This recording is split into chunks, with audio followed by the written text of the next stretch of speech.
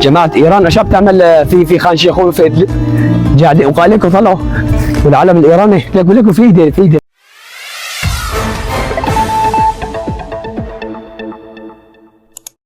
رفقا سلام ارادت، امیدوارم که حالتون خوب باشه. حالا که یه مقدار گذشته از این حملات سایبری و تهمت‌ها و شایعه‌هایی که در مورد من توی فضای مجازی منتشر میشه، من تصمیم گرفتم که با اینکه میدونم ممکنه ناراحت بشید بابت اینکه اصلا من چرا نگاه میکنم به اون سطح خیلی پایین، اما ترجیح همینه که خیلی کوتاه بپردازم به چند بخش.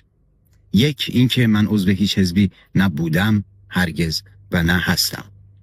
دو، اینکه زندان کسی رو لاغر نمیکنه. زندان باعث چاق شدن زندانی میشه و حالا چه اراده‌ای شما باید داشته باشی و چقدر باید انگیزه داشته باشی تا جلوی این پروسه رو بگیری. و کسایی که توی زندان لاغر شدن یا متاسفانه دچار بیماری شدن و یا اعتصاب غذایی طولانی مدت انجام دادن. سه، اینکه یه ویدیوی کات شده از من منتشر شده که توی اون ویدیو از من سوال میشه که چرا برای کوروش کبیر نمیخونی؟ من میگم که اولویت من مردم هستن. این چه ایرادی داره؟ بخش دیگه ای میگم که هیچ انسانی برای من مقدس نیست. الانم همون حرفم.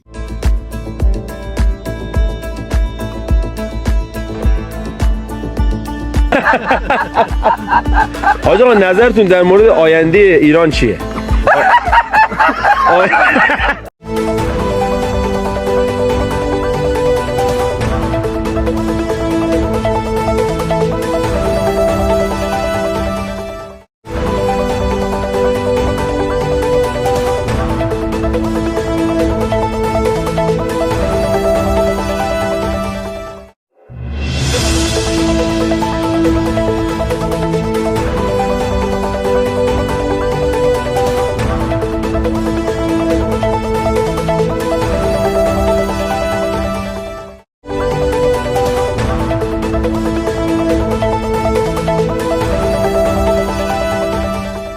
نباید با دنیا دعوا کنیم. ما با کسی دعوا نداریم. تلاش هم خواهیم کرد با کشورهای منطقه هم دوست بشیم.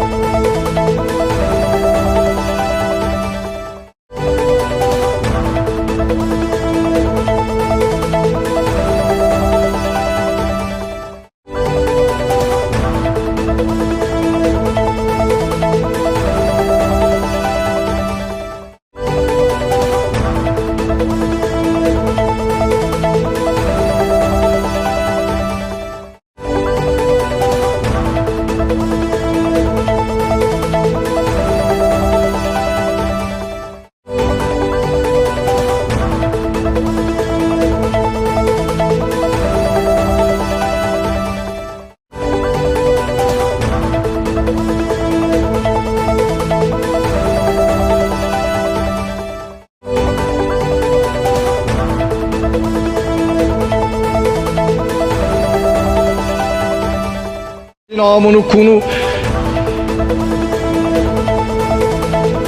يا أيها الذين آمنوا اتقوا الله